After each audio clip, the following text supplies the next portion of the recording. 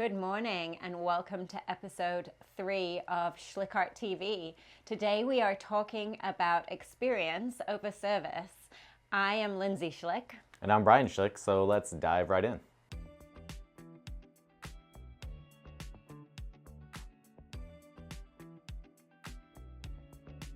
Experience kind of over service for us is we like to create customized experiences with kind of a structure built into them, right? So part of the reason why we liked creating experience over service is because we don't like cookie cutter experiences, right? We all like when you go to the restaurant and the person knows your name, or you go to a hotel and the person knows your name. That's kind of the similar kind of realm that we bring here at SchlickArt, is that we really want to get to know people that come into our studio, whether that's for photography or video or strategy or whatever session they're coming for.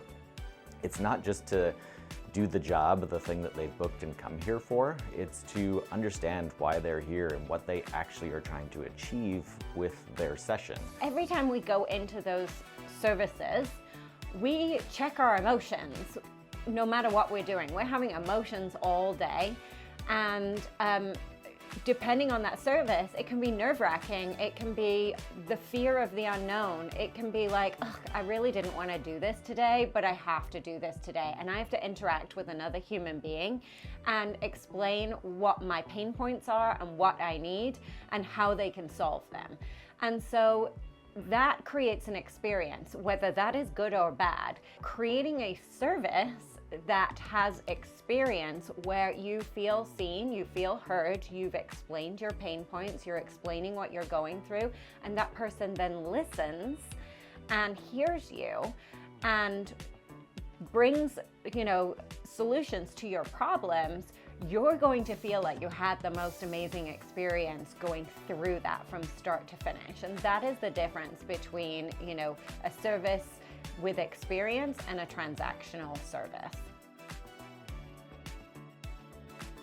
Creating an experience for a client is completely my jam. From working on cruise ships, from working in customer service, this is something that I really pride myself on and something that I'm always trying to tweak and make better.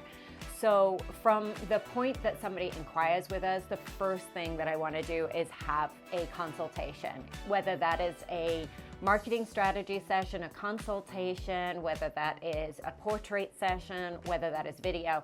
I want to hear all the thoughts that they have first, who they are, what their business is, why they're calling us today, that kind of thing. So let's say I was a client coming to you, and I have a business coach that's telling me my visual marketing is not very good, but isn't really giving me any idea of why it's not good or what I need to do to improve it.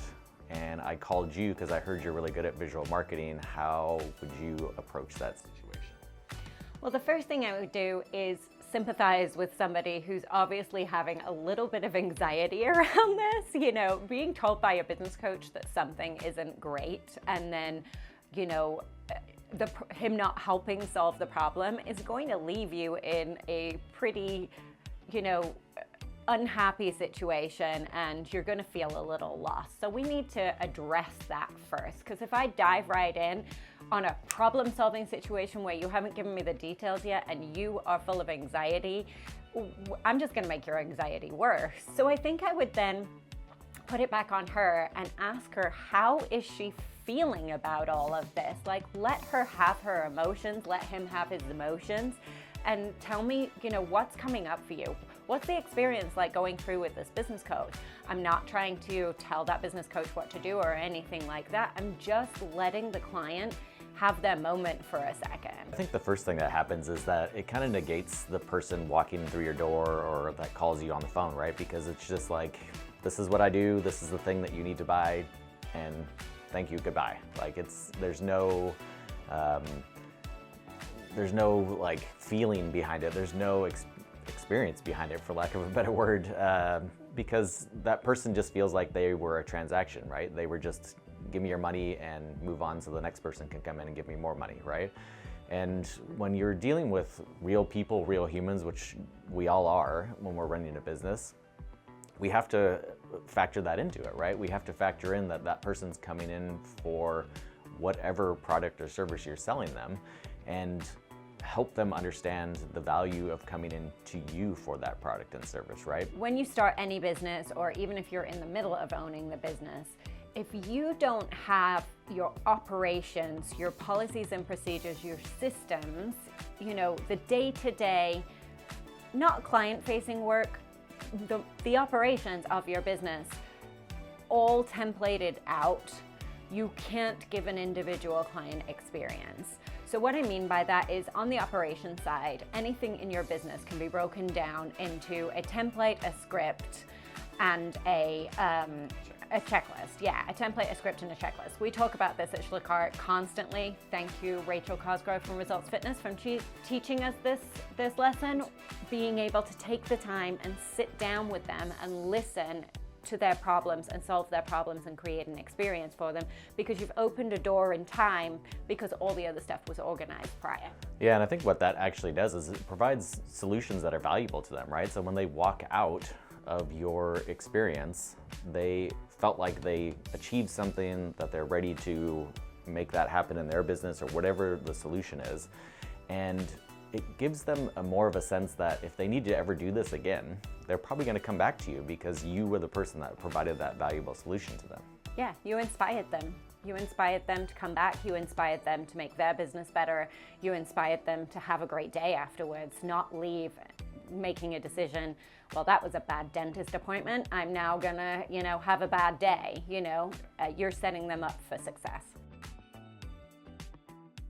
So even for repeat clients, we can create that customized experience, right? So it's not, even if somebody comes in for the same service multiple times, they still have that feeling that this is new to them. This is a different experience than last time, in that they're getting the solution that they need now. They're getting the experience and the value that they need now to help them achieve whatever their goal is, right? So yeah, 100%.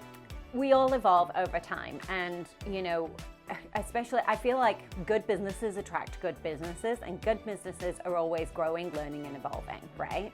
So, we may have had a client in 3 or 4 years ago, and they're coming back to, create more videos, renew their headshot session. Maybe it's something different. They're coming in for a strategy session.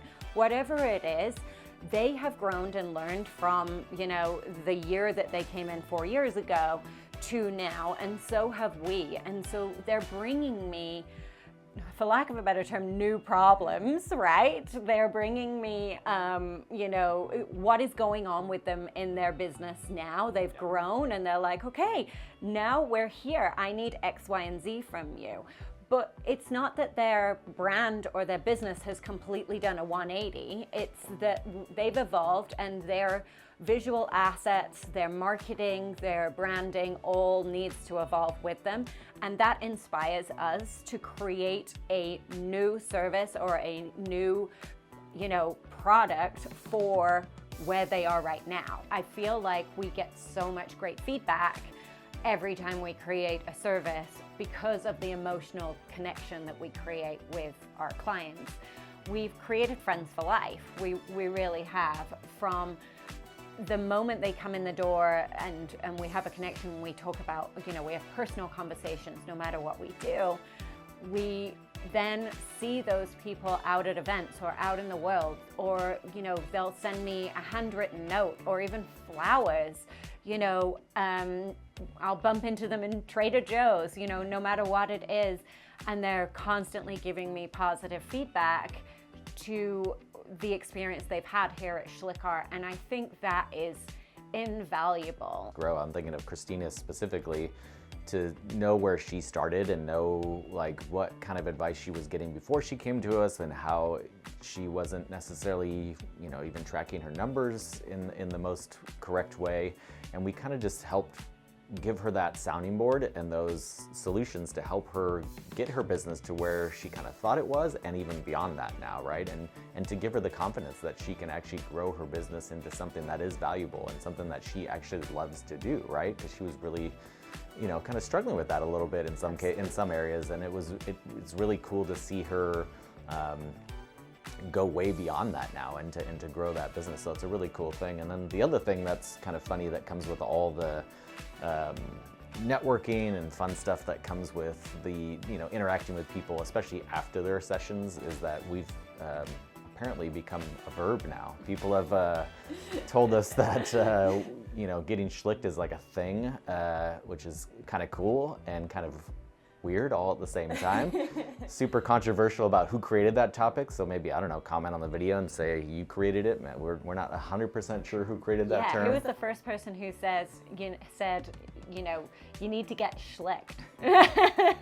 Or I just got schlicked. There's so many out there now, so if you created it, make sure you put it in the comments so we know it was you, right? You added to our branding.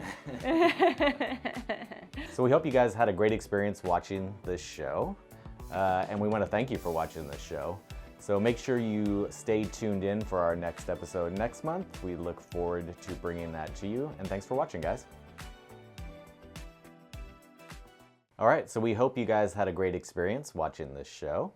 And we, come on, man. Laugh? Sorry. That was killer, dude. I just came up with that on the spot. I laughed. I wasn't expecting it.